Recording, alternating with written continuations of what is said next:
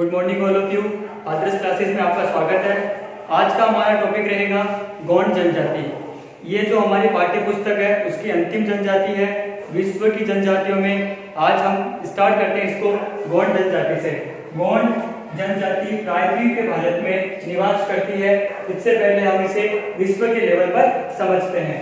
गौंड विश्व का सबसे बड़ा जनजातीय समूह है, यानी विश्व के अंदर ये सर्वाधिक संख्या में पाए जाते हैं, इसलिए गौंड विश्व का सर्वाधिक जनजातीय समूह है। तत्पश्चात भारतीय प्रायद्वीप, यहाँ प्रायद्वीप का मतलब होता है ज्योग्राफी की लैंग्वेज में वह भूभाग जिसकी 3 ओर पानी होता है, उस भूभाग को हम प्रायद्वीप के नाम से जानते हैं। तो भारतीय प्रायद्वीप पर निवास करने वाली जनजाति को भी गौंड कहा गया है, यानी ये दक्षिण भारत में यह जनजाति निवास करती है। इसका नाम है गौंड जनजाति।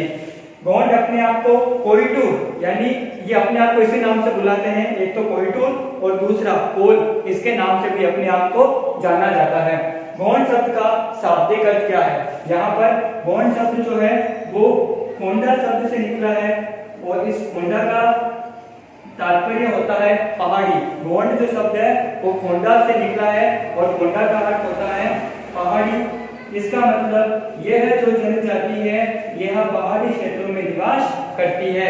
इसका जो बाहुल्य है वो दक्षिण भारत की पहाड़ियों में पाया जाता है। अब हम देखेंगे कि जो गौंड जनजाति है वो कौन कौन से क्षेत्र में इनका भौगोलिक निवास क्षेत्र पाया जाता है। तो अगला जो हमारा बिंदु रहेगा वो है निवास क्षेत्र। निवास क्षेत्र के तहत हम पढ़ेंगे सबसे पहले यह जो जनजाति है मध्य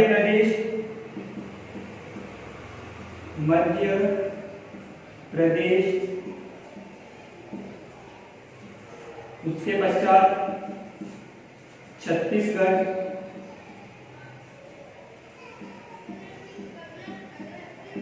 छत्तीसगढ़ के बाद में झारखंड,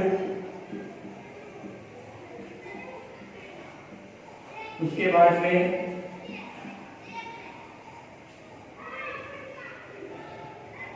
ओडिशा,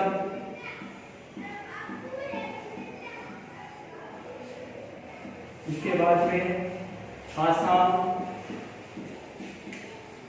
और तेलंगाना आदि प्रदेशों में निवास करती है। यहाँ क्लियर करना कि जो गौंड जनजाति है वो उनका भौगोलिक क्षेत्र मध्य प्रदेश, छत्तीसगढ़, झारखंड, ओडिशा, आसाम, तेलंगाना आदि की पहाड़ियों में ये जनजाति निवास करती है। क्योंकि हमने पढ़ा था कि गौंड का शाब्दिक अर्थ खोंडा से ये निकली थी और इसका अर्थ होता है पहाड़ी। इसका मतलब ये वहां के पहाड़ी क्षेत्रों में निवास करेंगे।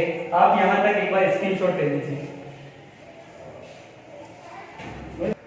आपने स्क्रीनशॉट ले लिया होगा।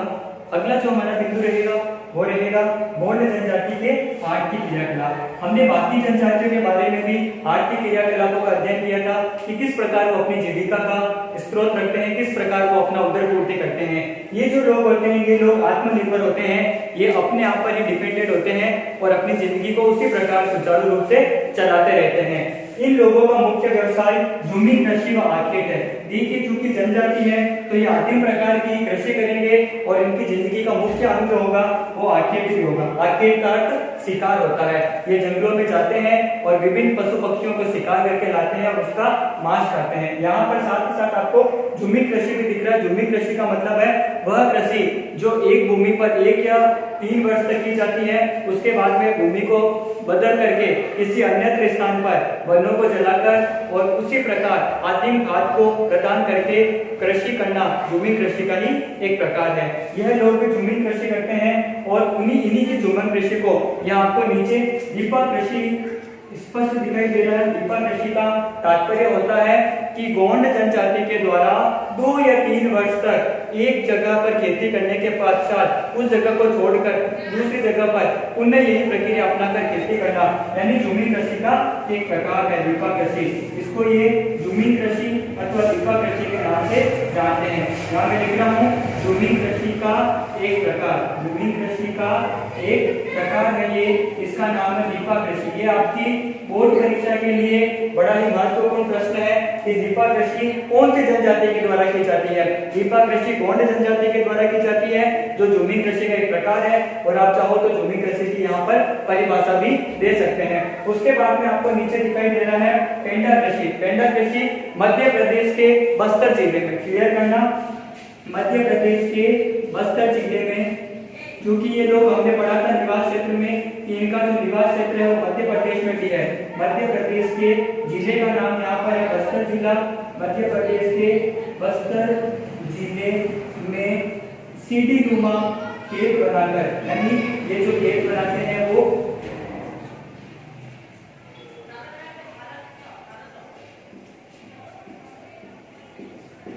सीढ़ी नुमा खेत बनाकर कृषि की जाती है, उसको पेंडा कृषि के नाम से जाना जाता है। यानी ये सीढ़ीदार खेत बनाते हैं और उसके अंदर जो कृषि करते हैं वो पेंडा कृषि है। जैसे भीलों में भी हमने पढ़ा था ची माता और दजिया, उसी प्रकार यहाँ पर भी विशेष प्रकार की कृषि है दीपा कृषि और पेंडा कृषि। दीपा कृषि के अंदर झूमी कृषि का एक प्रकार है, और पेंडा कृषि में मध्य प्रदेश के बस्तर जिले में सीढ़ी नुमा जो खेत बनाए जाते हैं उनको पेंडा कृषि के नाम से जाना जाता है। अब आता है कि यहाँ तक तो अपन ने कृषि के बारे में पढ़ा था, अब आएगा कि किस प्रकार से ये लोग आखेट करते हैं। यह विभिन्न औजारों और हथियारों की सहायता से जानवरों को पकड़ते हैं और उनको पकड़ करके लाते हैं, और जब भी ये खेती करते हैं उससे पहले ये देवी देवताओं को प्रसन्न करने के लिए वहां पर पशु बलि देते हैं, ताकि इनका यह विश्वास है कि अगर पशु बलि दी जाएगी तो खाद्यान्न में, फसल में बढ़ोतरी होगी। इसका भी आप एक बार स्क्रीनशॉट ले लो। आपने स्क्रीनशॉट ले लिया होगा। अब जो हमारा अगला टॉपिक रहेगा वो रहेगा कि गोंड जनजाति किस प्रकार से अपना भोजन करती है, किस प्रकार अपना भोजन बनाती है। क्योंकि आखेट भी करते हैं तो उसके साथ ही साथ इनके भोजन की भी एक अलग परंपरा है।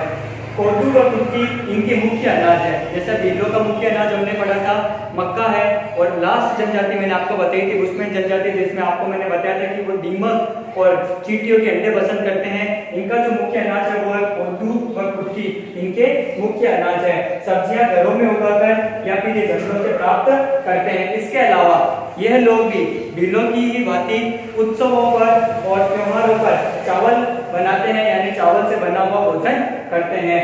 गोंड धूम्रपान भी करते हैं तथा महुआ से बनी शराब का भी सेवन करते हैं। भीलों की बात कुछ दिन बताया था कि महुआ का एक वृक्ष होता है जिससे ये शराब बनाते हैं, और मध्य प्रदेश के आसपास के इलाके में महुआ के पेड़ काफी पाए जाते हैं। तो ये लोग गोंड धूम्रपान के साथ साथ महुआ से बनी शराब का भी सेवन करते हैं और उससे ये नशा करते हैं। इसके बाद में हम देखेंगे कि इनके क्या वस्त्र व आभूषण है, क्या इनका पहनावा है। क्योंकि गर्म प्रदेश की जनजाति है, वहां पर गर्मी का आधिक्य ज्यादा है, तो गोंड प्राय सूती वस्त्र पहनते हैं। इनके जो कपड़े होते हैं वो सूती होते हैं। इसके पश्चात स्त्रियां अक्सर शरीर पर गोदना बुलवाती है। यहाँ गोदने को ध्यान रखना कि एक विशेष प्रकार के अपने शरीर पर ये डिजाइन करवाती है, जिसे गोदना कहा जाता है। आपने देखा भी होगा काफी जनजातियां अपनी ठुड्डी पर, हाथों पर, कंधे पर विभिन्न प्रकार की किस प्रकार के गोदने गुदवाती है। तो गोदने गुदवाने के लिए भी ये काफी प्रसिद्ध जनजाति है कि स्त्रियां अक्सर शरीर पर गोदने गुदवाती है।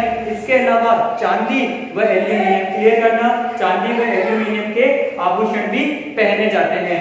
और आधे दर्जन तक कंघे जो होते हैं, कंघियां अपने बालों में सजाने के लिए भी ये स्त्रियां लगाती है। अब जो हमारा अगला टॉपिक होगा वो रहेगा समाज और संस्कृति, और ये हमारा पाठ क्लियर हो जाएगा। धन्यवाद।